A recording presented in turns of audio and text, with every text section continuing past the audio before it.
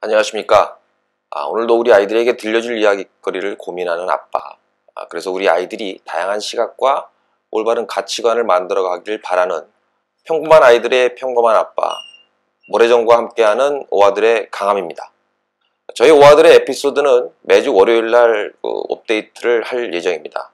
주로 이제 팟캐스트와 유튜브 모두 이제 업데이트 하긴 하지만 아무래도 이제 자료 화면도 좀 같이 보여드리고 하기 위해서 유튜브 쪽을 보시는 게 좀 더 나을 것 같습니다. 어디서든지 오아들이라고 검색을 하시면 저희 방송을 보실 수 있습니다. 네이버 카페도 하나 만들어 놓았으니 저에게 하시고 싶은 말씀이 있으시거나 아니면 또 함께 공유하고 했으면 하는 좋은 이야기거리들이 있으면 카페 게시판에 등록을 해주시면 감사하겠습니다. 오늘 오아들의 주제는 이순신 장군입니다. 요즘 그 영화도 이제 많이 나오고 관심들이 많이 있죠. 사실 뭐 너무 유명하신 분이기 때문에 감히 이제 제가 그분의 이야기를 한다는 것 자체도 어느 정도 약간은 좀 죄송스러운 마음도 있기도 합니다. 여기서 잠깐 제 아이들의 이야기를 들려드릴까 합니다. 요즘 그 애들 사이에 아주 유명한 롤이라는 게임이 있습니다. 이 롤은 이제 리그 오브 레전드라는 게임인데요. 이게 전설들의 리그 뭐 이런 뜻입니다. 근데 이제 영웅들이 막 리그전을 하는 거죠. 근데 이 게임에는 약간 100여 명이 넘는 그런 영웅 캐릭터들이 나옵니다. 캐릭터들의 이제 능력들이 조금씩 틀린데 누구는 이제 어떤 무기를 잘 쓰고 누구는 뭐 마법이 더 세고 뭐 그런 겁니다. 이제 애들이 양쪽에 한 5명씩 편을 짜가지고 각각 자기에 맞는 적당한 영웅들을 정하게 됩니다. 그리고 이제 뭐 방어는 네가 하고 뭐 공격은 내가 하고 뭐 이렇게 이제 그 편을 짜는 거죠. 그렇게 해서 이제 서로 합동을 해가지고 치고받고 하는 그런 게임입니다. 근데 뭐 제가 이 게임을 설명하자 뭐 이런 얘기는 아니고 사실 뭐 당연히 이제 이 게임을 잘 하기 위해서는 이 100명의 영웅들의 그 특성들을 잘 알고 전략을 짜는 게 상당히 유리하겠죠. 당연한 얘기입니다. 근데 여기서 제가 이제 놀라웠던 사실 중에 하나가 뭐냐면 우리 아이가 이 100여 명의 각각의 영웅들의 특성을 모조리 외우고 있다는 사실이죠. 아이들이 있는 아버지 분들이라면 한번 애들한테 물어보시면 제 말이 거짓말인지 아닌지 뭐 분명히 금방 아실 수가 있을 것입니다. 그 아이들한테 제가 이제 너 이순신 장군에서 아니 하고 물어봤더니 이게 뭐 옛날에 왜군을 물리치신 해군 장군 그 정도죠. 그래서 뭐 나라를 지키신 이런 뭐 영웅 이 정도는 알고 있습니다. 근데 이제 상당히 이제 피상적인 거죠. 그런 게임 캐릭터에 나오는 영웅들의 디테일을 아는 것에 비하면 정말 어떤 면에서 약간 좀 안타까운 것 같습니다. 물론 이게 누구의 문제인지 어떻게 보면 우리 아버지들의 문제가 아닌가 이런 생각도 해봅니다. 그나마 요즘 이제 영화도 나오고 그랬으니 저도 이제 공부 좀 할 겸 오늘의 주제를 이순신 장군님으로 선정해 보았습니다. 백전불패의 신화, 세계에서 가장 위대한 해군 제도, 한민족 역사상 최고의 영웅. 자, 이순신이라고 하면 사실은 우리에게 너무도 잘 알려져 있는 불세출의 장군입니다. 뭐 이건 뭐 우리나라는 말할 것도 없고 전 세계적으로 엄청 유명하시죠. 뭐 영국 해군 사관학교 교재에도 나오시고 뭐 이런다고 보면 뭐 전 세계적으로도 되게 유명하신 분인 것 같습니다. 한 역사학자가 아무리 뛰어난 위인도 깊게 파다보고 요리보고 조리보고 이렇게 하다 보면 뭔가 허점도 나오고 오점도 나오고 이렇게 하는데 이 이순신 장군만큼은 아무리 이렇게 뒤집어보고 해도 정말 흠잡을 곳이 없는 그런 위인이라고 평가를 하기도 했다고 합니다. 뭐 사실 이렇게 이순신 장군처럼 우리 역사상 높은 평가를 받고 존경받으신 분은 아주 드물 케이스라고 볼 수 있습니다. 혹자는 뭐 이게 뭐 애국심의 오바에서 나온 어떤 띄워주기가 아니냐 이런 말씀도 하는 분들도 계신데 실제로 그분의 삶을 쭉 이렇게 전부 들여다보면 그거는 뭐 분명 아닌 것 같습니다. 오늘 오아들에서 이제 그동안 뭔가 알려지지 않았던 뭐 새로운 사실, 뭐 숨겨진 뒷이야기 뭐 이런 걸 갖고 이야기하려고 그러는 것은 아닙니다. 저 또한 그 이순신 장군을 매우 존경하고 있고 그분의 그 애석한 죽음에 대해서 슬퍼하는 한 사람으로서 그분의 일생을 한번 쭉 정리해보고자 할 뿐입니다. 더불어 우리 아이들도 그 이순신 장군에 대해서 보다 좀 정확히 그리고 이제 가슴 깊이 그렇게 좀 이해를 했으면 하는 바람도 분명히 있습니다. 이제 시작을 한번 해보도록 하겠습니다. 이순신 장군. 이순신은 1545년, 그러니까 임진왜란이 일어나기 47년 전에 태어나셨습니다. 자는 여해이시고 시호는 충무이십니다. 여기서 시호는 이제 돌아가신 뒤에 그 정해진 호라고 볼 수 있죠. 그래서 우리가 충무공 그렇게 얘기를 하지요.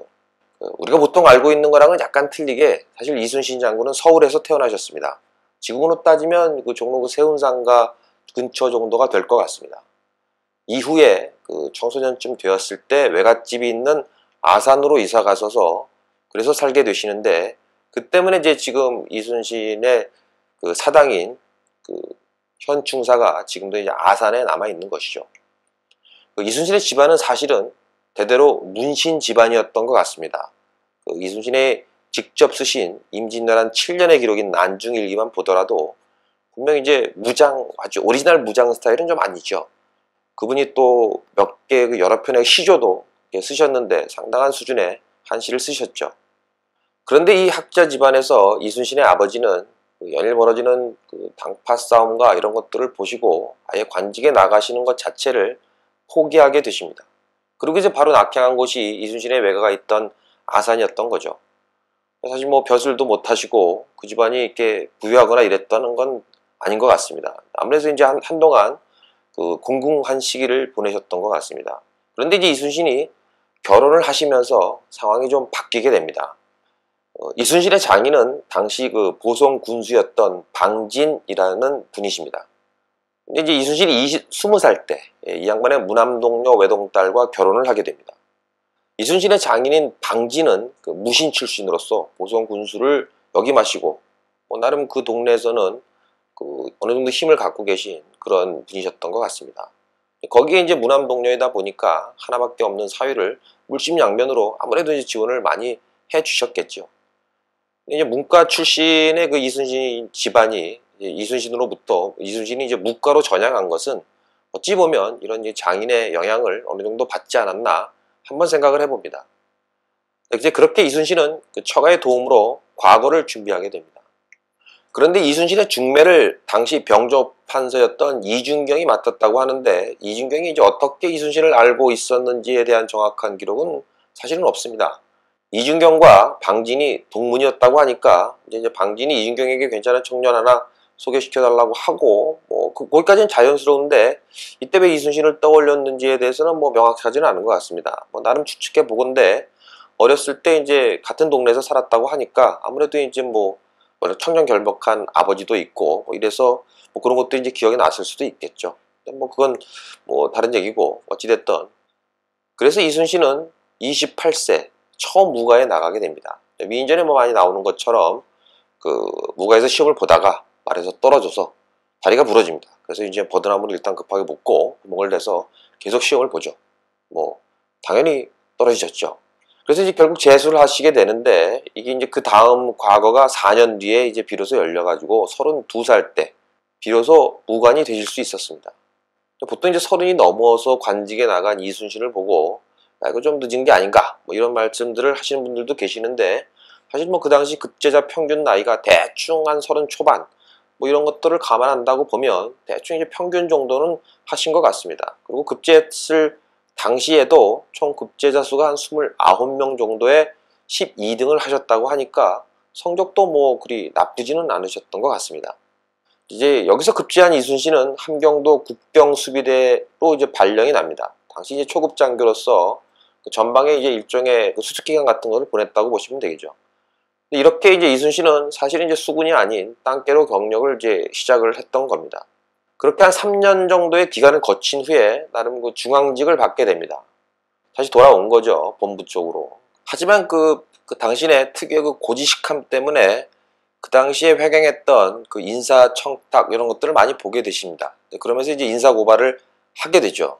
한편으로는 그 사건 때문에 나름 이 양반이 이제 대쪽쪽 같은 양반이고 이런 것들에 대한 이름이 좀 알려지게는 됩니다. 그러다가 좀 뜬금없이 갑자기 이제 전라도 고흥의 수군만으로 임명이 됩니다. 일종의 보면 중앙에서 약간 쫓겨나고 변방으로 쫓겨난 이런 케이스가 될 수도 있겠죠. 이따가 다시 이야기를 하겠지만 이때 그 조선은 이때부터 어느 정도 일본과의 전쟁을 좀 예감하고 그 전쟁 준비를 나름 또 시작하려고 했었다는 뜻도 되기도 할 것 같습니다. 다시 말해서 이제 능력 있는 장군들을 자꾸 이제 발탁을 하기 시작하고 중요 요소에 이제 박으려고 하는 노력도 나름대로 있었다고 볼 수도 있겠습니다. 하지만 거기 가셔서도 워낙 그 특유의 고지식함 이런 것 때문에 항상 상관들의 그 미움을 받고 또 찍히게 됩니다. 그래서 이제 결국은 밀려갖고 다시 함경도의 그 변방으로 파견되는 그런 사태가 발생을 하죠. 이때 이순신의 나이가 42세였습니다. 함경도로 파견된 이순신은 다시 이제 두만강 하류에 있던 녹둔도라는 곳을 이제 지키게 되는데, 이때 그 여진족들이 이제 침입을 해가지고 크게 이제 박살이 납니다. 이 일로 그 당시 상관이었던 이일이라는 그 장군에게 처벌을 받아서 백의종군을 처해지게 됩니다. 하지만 이건 전적으로 이순신의 잘못이라고 볼 수도 사실 좀 애매한 부분이, 이순신이 이제 그 전부터 병력이 워낙 열세인데다가 여진족들이 막 게릴라전으로 막 치고 들어오고 하니까 지원 요청을 많이 하게 됩니다. 계속 이제 지원해달라고 요청을 한 거죠. 근데 결국 이 고지식한 이순신이 달갑지 않았던 거죠. 그래서 이제 이 이일이라는 장군이 계속 이 요청을 묵살을 하게 됩니다. 그래서 이제 뭐 묵살을 했다기보다 뭐 신경 끄고 야 뭐 넌 떠들어라 뭐 이렇게 됐겠죠. 그러다가 이제 사건이 막상 터지고 되니까 그 책임을 현장 지휘관한테 이제 덤태기를 씌우는 뭐 그런 겁니다. 하지만 뭐 그때나 지금이나 책임질 놈들은 꼭 그렇게 항상 희생양을 하나 찍어갖고 지들은 뻔뻔하고도 아주 굳건하게 본인들의 자신을 계속 지키고 그런 건 뭐 예나 지금이나 똑같은 것 같습니다. 하긴 뭐 윗대가리가 이 정도 수준이었으니 임진왜란 초기에 그렇게 뭐 박살이 난 것도 어찌 보면 너무 자연스러운 것일 수도 있다는 생각도 듭니다. 뭐 당근 뭐 이 당시 그 이 이일이라는 사람은 조정에 이제 빽이 당연히 있었겠죠. 예. 이순신은 이제 백의종군을 하면서 그 다음에 보복전에서 이제 큰 공을 세우게 됩니다. 그래서 이제 복직을 하게 됩니다. 하지만 이제 워낙 대쪽 같은 성격에 FM 성격은 또 FM에다가 뭐 이상한 애들 윗자리에 이제 뭐 다 해먹고 있으니 얼마나 나름대로 스트레스를 받으셨겠습니까? 군생활 짜증나죠. 아 이건 뭐 승진이고 뭐고 그림이 잘 안 나와셨을 것 같습니다. 게다가 이제 뭐 물론 저도 그렇지만 그 정도 나이가 딱 이렇게 되면 대충 이제 아버지도 이해하게 되고 뭐 그러지 않습니까? 이제 그래서 이제 이런 일들을 겪으면서 아 그래 그때 이제 우리 아버지도 그래서 이제 낙향을 하셨구나 뭐 이런 생각도 같이 들으셨을 것 같고 뭐 그런 이런저런 그 생각으로 그 이순신은 복직을 하자마자 일단 뭐 명예회복은 했으니까 바로 그냥 예편을 해버립니다. 뭐 때려치신 거죠. 네, 하지만 이제 이순신의 그 아주 절친이신 그 유성룡의 추천으로 2년 뒤에 다시 전라도 정읍의 현감으로 발령이 나게 됩니다. 정읍은 지금이야 일기 이제 읍이지만 당시 그 조선의 그 곡창지대였던 전라도의 어떤 나름의 중심이었던 만큼 뭐 그 당시에는 상당히 비중 있는 보직을 받았다라고도 볼 수 있습니다. 이후에 한 1년여에 걸쳐서 그야말로 이제 파격적인 인사발령을 막 이렇게 받아갖고 해군 제독에 해당하는 전라 좌수사에 임명이 됩니다. 지금으로 따지면 복직되고 한 이제 1년 만에 별까지 이렇게 쭉 파격적인 고속 승진을 한 거죠. 평상시에라면 좀 상상하기 힘든 그런 고속 승진이었지만 이는 아마도 그 정읍 현감으로 발령을 낼 때부터 이미 그 전라 좌수사를 염두에 둔 나름대로 어떤 그 예정된 인사였다고도 보여집니다. 이는 이제 이순신이 워낙 뛰어난 장군이시기도 하셨지만 그렇게 이제 무리한 승진을 통해서라도 이순신을 전라 좌수사로 임명했어야만 하는 나름의 그 급박한 상황이 있었다고밖에 생각할 수 없습니다. 이때 이순신의 나이 47세. 결국 이순신이 전라 좌수사에 임명된 바로 그 다음에 임진왜란이 결국 터지게 됩니다. 1992년 일본이 드디어 쳐들어온 것입니다. 많이들 조선의 전쟁이 뭐 일어날 줄도 모르고 방심하고 있다가 기습적으로 쳐들어온 일본에 그래서 일본에 한 방에 훅 갔다고 그렇게 알고 계신 분들도 계신데 사실은 이제 앞서 이순신의 어떤 그 고속 승진에서도 알 수도 있듯이 중앙 정부 또한 어느 정도는 전쟁이 임박했음을 알고 있었던 것 같습니다. 근데 이제 왜 이렇게 속수무책으로 터지자마자 당했느냐? 이거는 뭐 일본의 어떤 침략의 규모를 과소평가했던 부분도 분명히 있었지만 그 당시에 그 조정의 정치적인 상황이 상당히 개판 5분 전 같은 상황이었기 때문이기도 한 것 같습니다. 서로 어떤 권력을 갖겠다고 당파 싸움으로 막 당파 싸움에 완전히 개판이죠. 자주간 이런 역사적으로 큰 문제가 우리나라에 이렇게 터질 때마다 예외 없이 그 뒷단에 항상 있는 그런 집단이 있죠. 더불어 그 배경에는 조선조에서 최고로 후진, 왕으로 순위를 다투기는 그런 선조가 또 있었기 때문이기도 한 것 같습니다. 이런 그 선조의 찌질함을 얘기하려면 사실은 그 근원, 어디서부터 시작했는지를 얘기 안 할 수가 없는데 그분이 바로 또 세조이십니다. 세조는 이제 선조가 즉위하기 약 100여 년 전의 인물로서 조선조 7대 임금입니다. 경국대전을 편찬했고 나이 어린 단종의 즉위로 불안해지긴 조선의 왕권을 나름대로 견고하게 하고 그리고 이제 무너질 수도 있었던 그런 조선의 기틀을 공고히 한 나름대로 괜찮은 왕이라고 평가되어 있죠. 그렇지만 제가 보기엔 개구라 같습니다. 개인적인 생각이긴 하지만 제가 보기엔 나름대로 잘 나가던 조선의 국군을 내리막길에 턴오버를 시킨 그런 원흉이라고도 얘기할 수 있을 것 같습니다. 완전 제 생각이긴 하지만 이제 왕자를 얻는 그 과정도 보면 아버지 세종으로부터 정통을 이어받은 자신의 큰형 문종과 또 그 문종의 장손이신 단종, 그러니까 이제 자신의 조카죠. 이 조카인 단종을 몰아내고 왕위를 이제 뺏었었는데 이건 사실 그다지 특별한 어떤 명분이 있었던 것도 아니고 단지 그냥 지가 왕이 되고 싶었던 거 그거 하나 아니었던가 이런 생각을 해봅니다. 그것도 이제 잘 나갔던 큰형인 문종이 있을 때는 음흉하게 이제 뒤에서 찍어져 있다가 어린 조카가 왕위를 오르자마자 눈이 이제 확 뒤집혀가지고 그 옆에다 또 더불어서 이놈 저놈 막 부추기고 이렇게 됐으니까 어떻게 보면 사실은 완전 쿠데타죠. 쿠데타를 일으킨 겁니다. 그렇게 보면 사실 그 훌륭하신 우리의 세종대왕께서도 사실은 자식 관리만큼은 이거 또 다른 이야기가 아니었나 이렇게 한번 생각을 해봅니다. 왜냐면 세조 같은 아들이 나왔으니까 말이죠.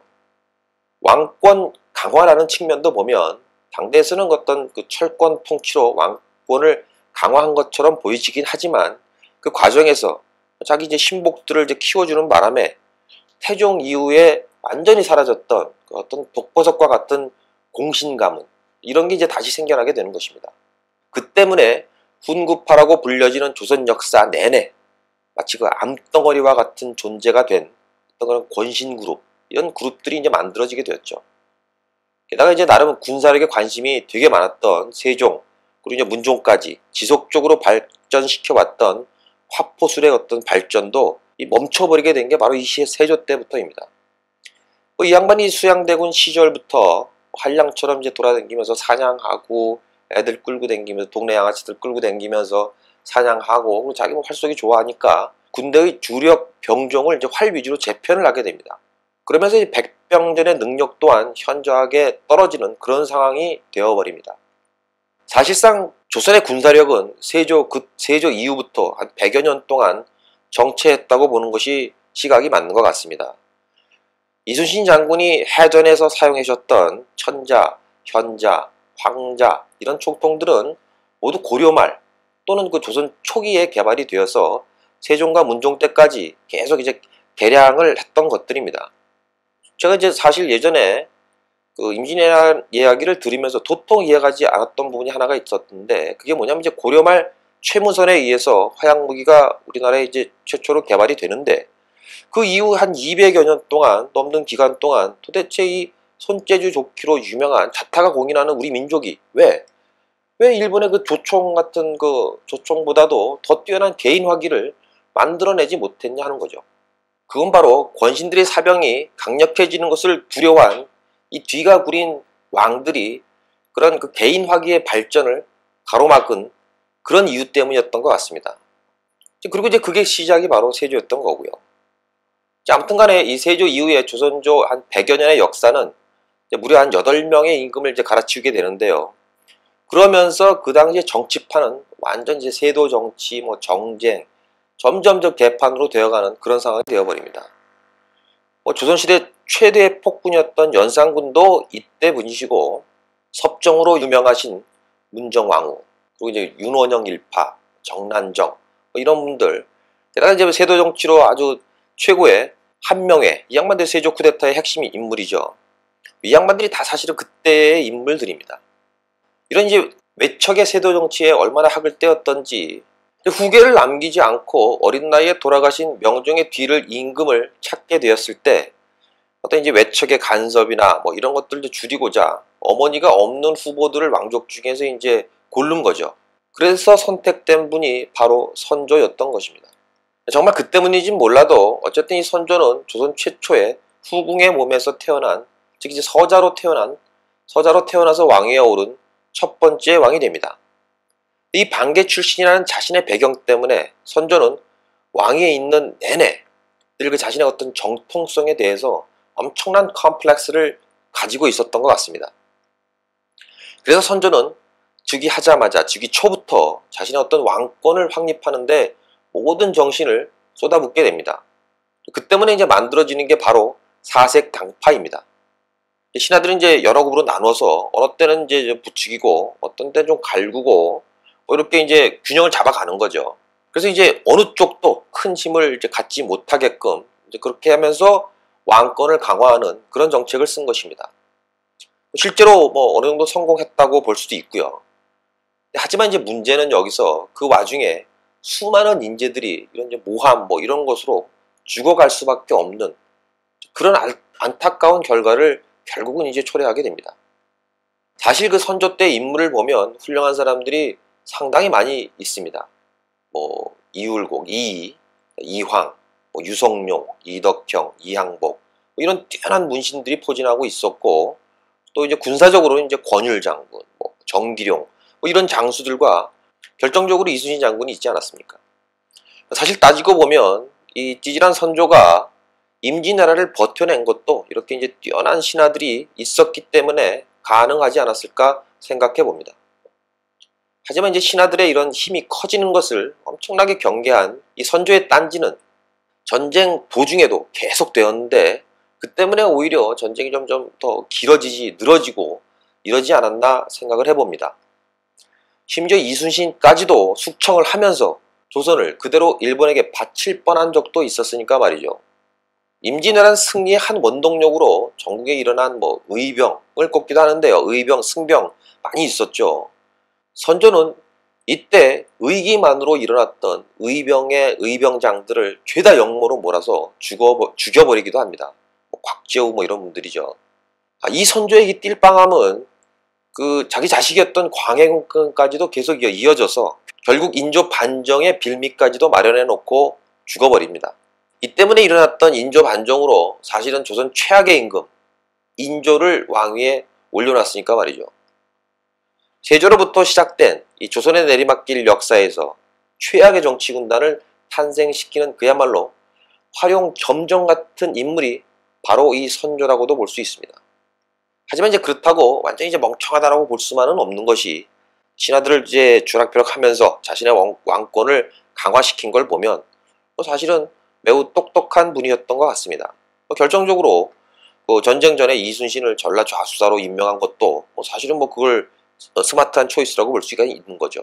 근데 다만 그 똑똑한 머리를 어떻게든 자기 어떤 권력을 위해서 사용했다는 게 그게 이제 흠이라면 흠이게 되는 거죠. 이게 뭐 인간성의 문제일 수도 있고 가치관의 문제일 수도 있을 것 같습니다. 잠시 이제 옆길을 샜는데요. 일본의 침략은 그 전부터 계속해서 조짐이 있었습니다. 그 임진왜란 발발 37년 전에 왜구가 이제 전라도에 대규모로 침입한 사건이 있었죠. 그러니까 이게 선조 이전의 명종 때였는데 이게 이제 을묘외변입니다. 이때 그 왜구들을 몰아내는데 아주 개고생을 합니다. 이때 긴장한 조선은 수군도 이제 강화를 하게 되고 그 유명한 이제 판옥선을 또 이제 정식 군선으로 채택을 하기도 합니다. 그리고 이제 그동안 지지부진했던 그런 총통에 대한 연구도 이제 다시 재개가 되어서 임진왜란 당시에는 개인 화기였던 승자 총통 같은 것도 이제 만들어내게 됩니다. 그나마 이 때문에 임진왜란에서 일본과 우리가 어찌어찌 한번 붙어볼 수 있었던 그런 준비가 된 거죠. 잠시 사설이 길어졌는데요. 그러면 이제 본격적으로 이순신의 행적으로 다시 한번 돌아가 보도록 하겠습니다. 이순신은 1591년 2월에 전라 좌수사로 임명이 됩니다. 이때 임진왜란이 일어나기까지는 1년 2개월 정도가 남았을 뿐입니다. 이순신은 그때부터 바로 전쟁 준비에 들어갑니다. 감이 온 거죠. 그래서 이제 이전에 어떤 고속 승진 과정에서 조정으로부터 어느 정도 뭐 언지를 받으셨을 수도 있고요. 이때 준비를 통해서 휘하의 약 25척의 판옥선을 거느리게 됩니다. 그 유명한 거북선도 사실은 이 시기에 건조를 하게 되죠. 그러니까 뭐 1년 동안 사실은 뭐 엄청나게 준비를 하신 것 같습니다. 그런데 이 당시 난중 일기를 보면 이순신은 그 당시 몸이 아주 불편했다고 합니다. 불면, 소화불량, 뭐 몸살 심하게 앓았다고 하는데 이건 아마도 이제 그런 그 전쟁을 준비하면서 엄청난 스트레스로 언제 쳐들어올지 모르는 그 적군을 생각을 하면서 준비하고 엄청난 스트레스를 받지 않았나. 그래서 이제 몸이 불편하지 않았나 이렇게 한번 추측을 해봅니다. 전쟁은 이제 당장 코앞으로 다가오고 있는데 준비는 이제 계속 더디고 때문에 당시 이제 부하들을 엄청 닥달을 했던 것으로 보입니다. 불안했던 거죠. 또 그런 이제 불안과 초조감, 스트레스 이런 것들이 이제 오니까 몸도 마음도 무지하게 이제 편치 않은 그런 상황이셨던 것 같습니다. 자, 여기서 잠깐 우리 모두 이제 난중일기가 임진왜란 당시에 그 이순신 장군이 직접 이제 작성한 것이라고들 잘 알고 계시죠. 근데 이제 우리가 보통 알고 있는 난중일기는 이순신 사후 약 200년이 지난 정조 때 이르러서 편찬된 이충무공 전서에 등록된 것을 주로 인용을 하게 됩니다. 주로 이제 우리가 다큐멘터리나 영상 자료를 보면 거기에 나오는 것들인데요. 이제 자료를 보면 되게 이제 반듯반듯하게 이렇게 글씨로 쓰여져 있죠. 이건 사실은 학자들이 정성 들여서 이렇게 옮겨 적었기 때문에 그렇습니다. 사실 이게 군중에서 이게 좀 뭐 여의치도 않은데 이걸 뭐 반듯반듯 절대 쓰실 수 없었겠죠. 이거 다 그냥 착착착 뭐 대충 쓰고 일기라는 것이 뭐 누구 보여주려고 한 것도 아니고 글씨도 이제 대충 쓰셨을 겁니다. 때문에 어떤 이 이순신의 개인적인 감정을 보여주는 문구는 사실은 이 친필 난중일기를 보셔야 될 것 같습니다. 이충무공 전서에 기록된 난중일기는 어떤 개인적인 가족사라든가 일상적인 대화 이런 거 이제 많이 삭제된 거죠. 그러면서 이제 이순신의 영웅적인 면모를 이제 띄워주다 보니까 뭐 인간적인 거나 뭐 감성적인 거 이런 것들도 이제 많이 누락되어 있었던 거죠. 때문에 그런데 이순신의 그 인간적인 면모 이런 것들을 엿보려면 친필 일기를 참고해야만 할 것 같습니다. 이제 막상 이야기를 준비하다 보니까 내용이 자꾸 너무 길어져 가지고 한편으로 하기에는 무리가 상당히 있어서 제가 이제 아시다시피 뭐 관객이 있는 것도 아니고 뭐 뒤에 뭐 칠판에다 뭐 쓰는 것도 아니고 중구장창 저 혼자 떠들다 보니까 뭐 들으시는 분들도 약간 이제 지칠 것 같기도 하고 그래서 이제 지금까지 이야기는 어찌됐든 임진왜란이 일어나기 바로 직전까지의 어떤 역사적 배경 정도라고 이제 생각을 하시고 여기서 이제 잠깐 끊고 저도 이제 화장실도 좀 갔다 오고 카메라도 좀 시키고 그래서 이제 다음 편에 임진왜란이 일어난 바로 그 시점부터 시작을 해보도록 하겠습니다. 네. 잠시 후에 뵙도록 하겠습니다. 감사합니다. 오아들의 강함이었습니다.